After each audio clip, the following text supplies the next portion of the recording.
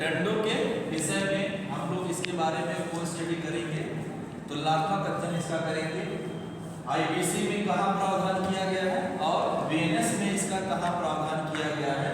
दंड के विषय में किसी व्यक्ति को अगर पनिशमेंट दिया जाता है तो उसको कौन कौन से पनिशमेंट दिए जा सकते हैं। अगर कोई व्यक्ति क्राइम करता है तो क्राइम होने के बाद जो पनिशमेंट दिए जाते हैं तो कौन कौन से पनिशमेंट दिए जा सकते हैं। तो पनिशमेंट को यहाँ परिभाषित ना किया जा करके पनिशमेंट के टाइप को बताया गया कि कितने प्रकार के पनिशमेंट होते हैं, दंड के कितने प्रकार होते हैं।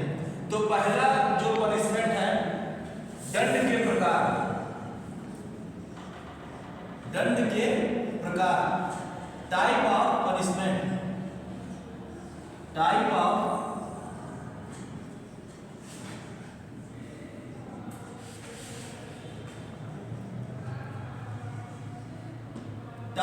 पनिशमेंट। टाइप ऑफ पनिशमेंट को जानने से पहले हम लोग इसकी कोई स्टडी कर लेते हैं कि कहां कहां प्रावधान इसके बारे में किया गया है। तो आईपीसी में चैप्टर नंबर 3 जो अध्याय 3 है उसमें पनिशमेंट को बताया गया है, दंड को बताया गया है। धारा 53 से लेकर के 75 तक में पनिशमेंट को बताया गया है। बीएनएस जो भारतीय न्याय संहिता है उसमें आपका चैप्टर नंबर 2 सेक्शन 4 से लेकर के 13 तक में पनिशमेंट के बारे में बताया गया। अब हम आते हैं type of punishment. Type of punishment में जो सबसे बड़ा पनिशमेंट है वो डेथ सेंटेंस का, मृत्यु दंड। मृत्यु दंड। हालांकि सभी मामलों में मृत्यु दंड नहीं दिया जाता, कुछ ही मामले हैं जो बीएनएस में प्रावधान किए गए हैं वहां पर मृत्यु दंड तक का प्रावधान किया गया। तो सबसे बड़ा जो पनिशमेंट है वो डेथ सेंटेंस है। कौन सा है? डेथ का है, मृत्यु दंड। तो मृत्यु दंड का जो प्रावधान किया गया है जैसे रेप के मामले में है वहां पर मृत्यु दंड का प्रावधान किया गया। अगर किसी व्यक्ति का कोई मर्डर कर देता है तो वहां भी पनिशमेंट मर्डर मृत्यु दंड दी जा सकती है, लेकिन सभी मामलों में नहीं। रेयरेस्ट ऑफ द रेयर जो मामला होता है, बच्चन सिंह बनाम पंजाब राज्य के केस में कहा गया है कि जो rarest of the rare case होता है उसी मामले में मृत्यु दंड देना चाहिए, सभी मामलों में देना आवश्यक नहीं है। मच्छी सिंह बनाम पंजाब, मच्छी सिंह का केस है, उसमें कुछ गाइडलाइंस बताई गई हैं जहां पर मृत्यु दंड दिया जा सकता है। तो मृत्यु दंड दे कौन सकता है? क्वेश्चन ये राइज होता है कि जो पनिशमेंट है किसके पास पावर है, किसके पास शक्ति है, वह मृत्यु दंड दे सकती है। तो मृत्यु दंड जो दे सकता है वो कौन दे सकता है? सेशन कोर्ट दे सकती है। सबसे ऊपरी कोर्ट आपकी जो है वो सुप्रीम कोर्ट है। कौन सी कोर्ट है? सुप्रीम कोर्ट दे सकती है। सर्वोच्च न्यायालय है, सर्वोच्च न्यायालय सुप्रीम कोर्ट दे सकती है। दूसरा कौन दे सकता है? हाई कोर्ट दे सकती है, उच्च न्यायालय।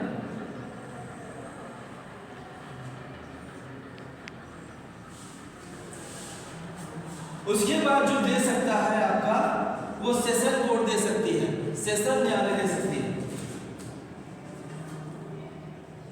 सेशन कोर्ट, सेशन न्यायालय।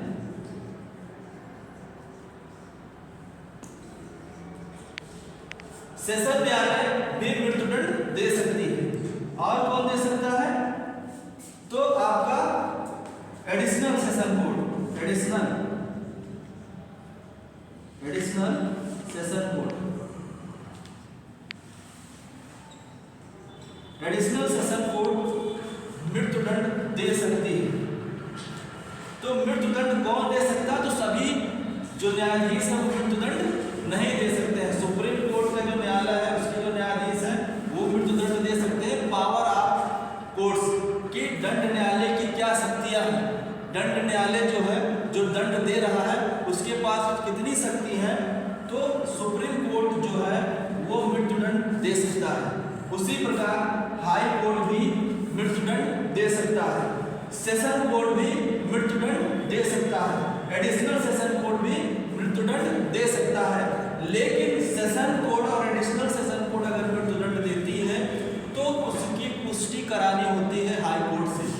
हाई कोर्ट से उसकी पुष्टि करानी होगी। हाई कोर्ट उसकी पुष्टि करेगा तब वह मृत्यु दंड दे सकता है।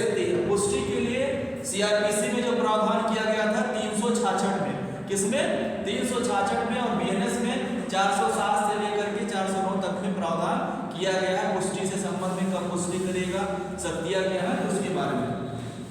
तो सबसे बड़ा जो पनिशमेंट है आपका वो मृत्युदंड है। अगर कोई आपसे पूछता है कि सबसे बड़ा पनिशमेंट कौन सा है तो मृत्युदंड का पनिशमेंट सबसे बड़ा।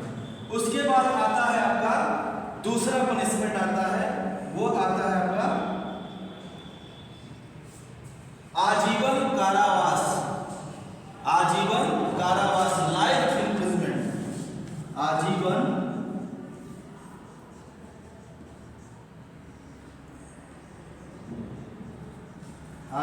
कारावास। तो आजीवन कारावास का क्या मतलब है? आजीवन कारावास का मतलब दूसरा पनिशमेंट है उससे नीचे वाला, वो आजीवन कारावास है। तो आजीवन कारावास का क्या मतलब है? आजीवन कारावास का मतलब होता है कि पूरे शेष जीवन जो उसका जीवन बचा हुआ है वहां तक, जब तक उसका जीवन समाप्त नहीं होता तब तक का कारावास आजीवन कारावास कहलाता है। जैसे मान लेते हैं कि कोई व्यक्ति था और उसकी आयु जो है 40 वर्ष थी और उसको जो है आजीवन कारावास का दंड दिया गया है। तो 40 वर्ष के बाद जितना शेष जीवन उसका बचा होगा उसको कारावास में ही बिताना पड़ेगा। तो आजीवन कारावास का मतलब होता है पूरे जीवन तक का कारावास। लेकिन अगर कहीं आजीवन कारावास को आधा, पौना, तिहाई, चौथाई में दिया गया है तो वहां पर आजीवन कारावास का अर्थ 20 वर्ष के कारावास से लगाया जाएगा। कितने वर्ष के? 20 वर्ष। अगर आधा दिया गया है तो वहां पर 20 वर्ष, एक तिहाई दिया गया है तो 20 वर्ष। कितना लगाया जाएगा? 20 वर्ष। सामान्य परिस्थितियों में आजीवन कारावास का क्या मतलब होता है कि जब तक उसका जीवन समाप्त नहीं होता तब तक उसको जेल में रहना होगा। तो दूसरा ये है आपका आजीवन कारावास। इसके बाद आता है आपका काला पानी। आजीवन निर्वसन जो है इसको 1949 में समाप्त कर दिया गया। काला पानी की सजा पहले दी जाती थी, बाद में 1949 में इसको समाप्त कर दिया गया। तो काला पानी आजीवन निर्वसन का जो प्रावधान था वो समाप्त हो गया। तो ये अब दंड के प्रकार में नहीं रह गया। पहले 6 प्रकार के थे दंड, लेकिन आईपीसी में 1949 में अमेंड करके जो है पनिशमेंट को हटा दिया गया। काला पानी की सजा दी जाती थी, ले जा करके उसको समुद्र के चारों तरफ से समुद्र से घिरा हुआ होता था, टापू पर ले जा करके उस व्यक्ति को वहां पर रखा जाता था। तो वो आजीवन वहां पर निर्वसन मतलब कि काला पानी की सजा होती थी पहले। क्योंकि ये जब कानून बना था तो अंग्रेजों के जमाने का कानून बना हुआ था, तो उस समय काला पानी की सजा हुआ करती थी। लेकिन जब भारत आजाद हो गया 1947 में, भारत क्या हो गया? आजाद हो गया। तो 1949 में इसको हटा दिया गया, काला पानी की सजा को हटा दिया गया। तो उसके बाद जो तीसरा आपका पनिशमेंट आता है वह आपका है कारावास। क्या है? कारावास। कारावास 2 प्रकार से होते हैं। कितने प्रकार से होते हैं? कारावास जो होता है वह 2 प्रकार से होता है। तीसरा जो पनिशमेंट है वो आपका वो कारावास है। कारावास। कारावास 2 प्रकार से होते हैं। कितने प्रकार से होते हैं? 2 प्रकार से कारावास होते हैं। पहला है आपका कठोर कारावास। कठोर कारावास। और दूसरा जो आपका है वह सादा कारावास है। कौन सा कारावास है? सादा कारावास। Rigorous imprisonment and simple imprisonment. इसको रिगरस बोला जाता है, कठोर कारावास, सादा कारावास। तो कठोर कारावास, तो सभी मामलों में कठोर कारावास का प्रावधान बीएनएस में नहीं किया गया। कुछ मामले हैं जहां पर कठोर कारावास का प्रावधान किया गया। जहां पर कठोर वर्ड लिखा होगा, जहां पर कठोर वर्ड लिखा होगा वहां पर कठोर कारावास होगा, और जहां पर सादा लिखा होगा वहां पर सादा कारावास होगा। लेकिन अगर कहीं लिखा हुआ है कारावास तो वहां पर न्यायालय के ऊपर डिपेंड करता है कि वह सादा देता है या कठोर। ये उसका डिस्क्रिशनरी पावर है, विवेकाधिकार है कि वह कठोर दे रहा है या सादा कारावास। कठोर कारावास में क्या होता है कि किसी पे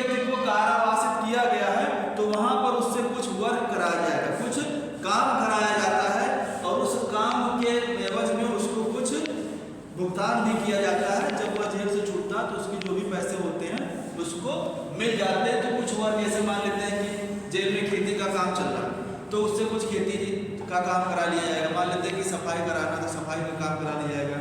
मान लेते हैं कि डेस्क वेस्क बनवाना है, कुछ चौकियों की बनवानी है, कारपेंटर का काम है, तो ये सब काम उनसे कराए जा सकते हैं। तो कठोर कारावास में कुछ वर्क उनको करना होगा जेल में जाकर के। सादे कारावास में कुछ करने की आवश्यकता नहीं होती है, केवल उसमें बिताना होगा। जितने समय के लिए कारावास दिया गया है उतने वर्ष तक उसको जेल में रहना होता है, कुछ करने की आवश्यकता नहीं होती। तो कारावास जो होता है वह दो प्रकार से होता है, कठोर कारावास और सादा कारावास।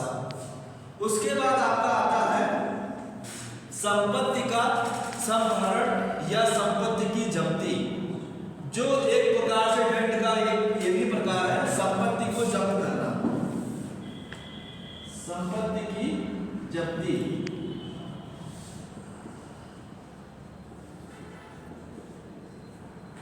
फॉरफिटेड ऑफ द प्रॉपर्टी, संपत्ति को जब्त करना।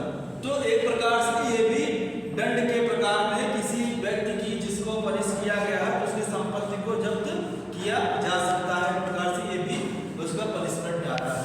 उसके बाद आता है आपका पांचवा फाइन, जुर्माना। जुर्माना, जुर्माना तो ये भी दंड के प्रकार में आता है, जुर्माना भी लगाया जाता है। अब जुर्माने पर आता है कि जुर्माना कितना लगा सकता है। जो दंड न्यायालय है, क्रिमिनल कोड है, सीआरपीसी और बीएनएस में सेक्शन 6 में बताया गया क्रिमिनल कोड के बारे में। तो जो क्रिमिनल कोड है वो कितना पनिश कर सकता है, कितना फाइन लगा सकता है, तो उसके बारे में बताया गया है। तो सुप्रीम कोर्ट और हाई कोर्ट, सुप्रीम कोर्ट और हाई कोर्ट कोई भी पनिशमेंट दे सकती है, उतना भी जुर्माना लगा सकती है। 1 करोड़ 1 रुपए से लेकर के 1 करोड़ 2 करोड़ जितना भी चाहे वो लगा सकती है। हाई कोर्ट भी कुछ भी जुर्माना लगा सकती है। सेशन कोर्ट जो होता है वो भी कुछ भी जुर्माना लगा सकता है।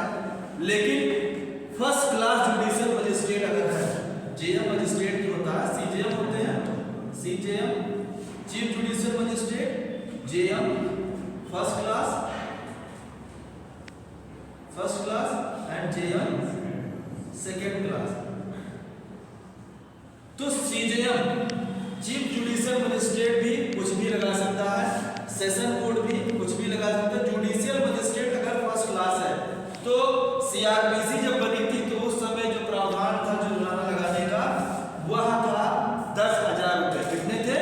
10,000 रुपए थे। लेकिन जब नई संहिता आ गई बीएनएसएस, भारतीय नागरिक सुरक्षा संहिता, तो उसमें जो फाइन का प्रावधान किया गया है वो 50,000 रुपए है। कितने हैं? 50,000 रुपए तक का जुर्माना वह लगा सकती है। इतना ही उसके पास पावर है, 50,000। कौन? JM first class.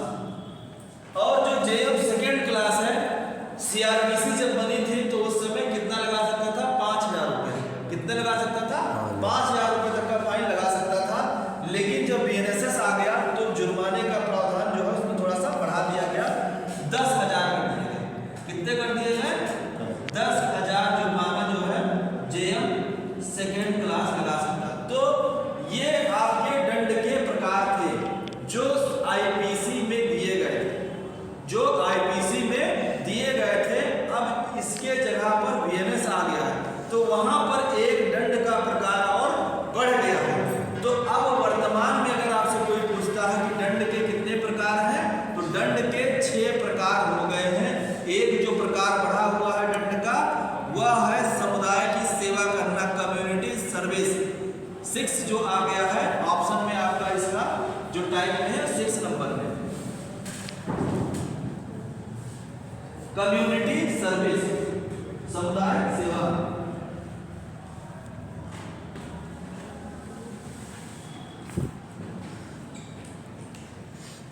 हो गया 15 मिनट हो गया। तो ये पहले दंड का प्रकार नहीं होता था, समुदाय की सेवा का पहले ये दंड के प्रकार नहीं थे। इंग्लैंड में दंड के प्रकार में समुदाय की सेवा का भी प्रावधान किया गया, तो भारत ने भी सोचा गया कि क्यों ना अपने यहाँ भी इसको डाल दिया जाए। तो जब अमेंड किया गया तो जब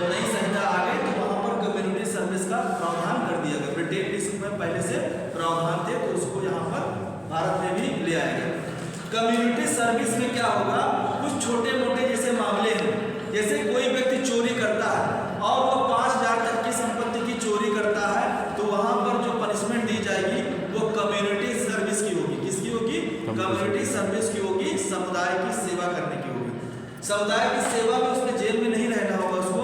जैसे मान लेते हैं कि किसी व्यक्ति को समुदाय सेवा के लिए 20 दिन का उसको समुदाय सेवा का दे दिया गया है, तो 20 दिन तक उसको मान लेते हैं कि कोई सरकार के यहाँ कोई काम हो रहा है या कोई एनजीओ कोई काम करा रही है, तो वहाँ पर वह काम करना होगा, उसके साथ मिल करके सेवा करनी होगी, सेवा देनी होगी आपको। तो एक प्रकार से ये भी नया कंसेप्ट जोड़ा गया है, इसीलिए हमने इसको कोई स्टडी कर दी कि पुराने में क्या था और नए में क्या था। पुराने में सेम प्रावधान